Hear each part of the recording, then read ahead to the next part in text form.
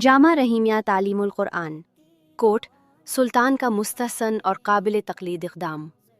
جامعہ رحیمیہ تعلیم القرآن کوٹ سلطان نے ایک ایسا قابل تقلید اور روح کو تازگی بخشنے والا اقدام کیا ہے جو اہل دین، علماء کرام اور مدارس سے وابستہ طبقے کے لیے باعث فخر ہے۔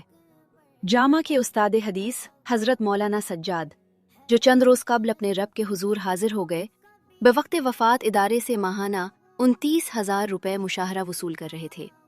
مولانا مرحوم کی وفات کے بعد ان کے اہل خانہ بالخصوص کمسن بچوں کے لیے کوئی مستقل ذریعہ آمدن موجود نہ تھا۔ ایسے نازک اور آزمائش کے لمحے میں جامعہ کی انتظامیہ نے محض رسمی تعزیت پر اکتفا نہیں کیا، بلکہ عملی ہمدردی اور حقیقی کفالت کی روشن مثال قائم کی۔ مولانا مرحوم کی وفات کے بعد ان کے اہل خانہ بالخصوص کمسن بچوں کے لیے کوئی مستقل ذریعہ آمدن موجود نہ تھا۔ ایسے نازک اور آزمائش کے لمحے میں جامعہ کی انتظامیہ نے محض رسمی تعزیت پر اکتفا نہیں کیا، بلکہ عملی ہمدردی اور حقیقی کفالت کی روشن مثال قائم کی۔ مولانا مرحوم کی نماز جنازہ کے موقع پر مدیر جامعہ قاری عبدالغفور رحیمی صاحب، مسئول وفاق المدارس العربیہ پاکستان نے وفاق المدارس العربیہ پاکستان نے باہمی مشاورت کے بعد ایک ایسا اعلان فرمایا جس نے موجود ہر آنکھ کو نم اور ہر دل کو مطمئن کر دیا۔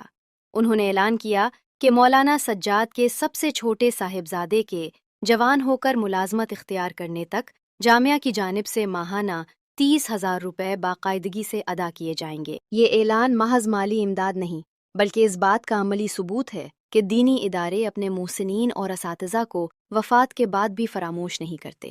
یہ اقدام ہمیں سنہری اصول کی یاد دلاتا ہے کہ علم دین کی خدمت کرنے والوں کے اہل خانہ کی کفالت بھی در حقیقت دین ہی کی خدمت ہے۔ اللہ تعالیٰ قاری عبدالغفور رحیمی صاحب کو ان کی اس وسعت ظرفی، کشادہ دلی اور دردمندانہ سوچ پر بہترین جزائے خیر عطا فرمائے، ان کے مال و جان میں برکت دے، اور جامعہ رحیمیہ تعلیم القرآن کوٹ سلطان کو اسی طرح خیر، اخلاص اور خدمت دین کا مرکز بنائے رکھے۔